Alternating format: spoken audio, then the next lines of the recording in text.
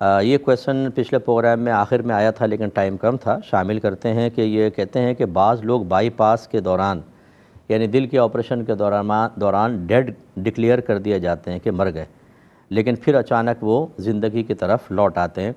تو کہتے ہیں کہ ایسی ہی ایک انٹرویو ہم نے ایک شاعر کو دیکھا، وہ بتا رہے تھے کہ میں مر گیا، پھر مجھے عالم بالا پر لے گئے تو میں نے بڑے مناظر دیکھے. وہ بیان کر رہے تھے اور انہوں نے کہا کہ 3 مرتبہ میرے ساتھ ایسا ہو چکا ہے.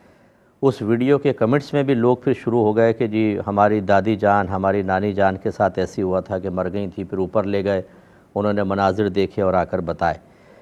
تو یہ کہتے ہیں کہ یہ تو ہمیں سمجھ میں نہیں آ رہا کہ یہ تو ایسا بتا رہے ہیں جیسے جو اوپر گیا اس نے اچھے اچھے مناظر دیکھے، جبکہ حدیث کے اندر بعض اوقات موت کی سختیاں بیان کی جاتی ہیں اور بعد کے زندگی، موت کے بعد کے معاملات کے بارے میں بہت زیادہ ڈرایا جاتا ہے. تو یہ آپس میں بظاہر ٹکراؤ ہے. دیکھیں، پہلی بات تو یہ کہ یہ صرف ایسی غلط بیانی سے کام لیا گیا ہے. اللہ تبارک و تعالیٰ نے موت کا وقت مقرر کیا اور اس کے لیے فرشتے مقرر ہوتے ہیں جو آ کے روح قبض کرتے ہیں. ان کے بتانے کا مطلب پھر اس سے نتیجہ یہ نکلا کہ ان فرشتوں کو مسٹیک ہو گئی، انہیں پتہ ہی نہیں تھا کہ یہ مر چکا ہے.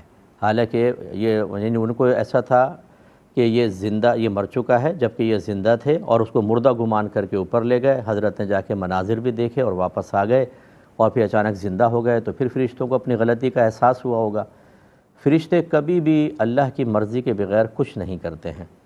جس کی موت آئی ہے اسی کے پاس آئیں گے اور جب اس کی روح نکلے گی تبھی اس کو اوپر لے کر جائیں گے. لہٰذا یہ اس طرح کے اگر فرض کر لیں کسی اسرائیلی روایت میں ایسا کوئی واقعہ لکھا بھی ہے تو قابل رد ہوتا ہے، اور یہ تو پھر ایسے ہی ہے.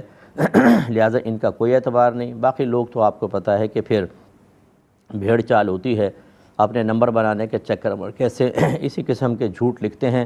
لہٰذا ان کا کوئی اعتبار نہیں ہے اور اس طرح کبھی نہیں ہو سکتا. جس نے بھی بولا جھوٹ بولا ہے.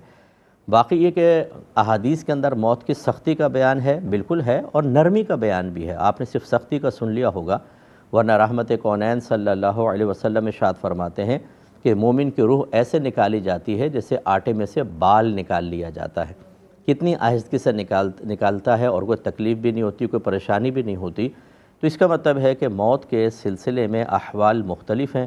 کسی کو موت میں سختی محسوس ہوگی، کسی کو بہت ہی نرمی دی جائے گی. اسی طرح بعد کے احوال، یہ کس نے کہا کہ وہاں بعد کے احوال سب کے لیے غلط بیان کیے گئے ہیں؟ جو گناہ کر کے گئے ہیں ان کو نبی کریم صلی اللہ علیہ وسلم کو دکھایا گیا سفر معراج میں. کسی کو فلاں عذاب ہو رہا ہے، کسی کو فلاں عذاب، یا جہنم کے عذابات سرکار نے بیان فرمائے.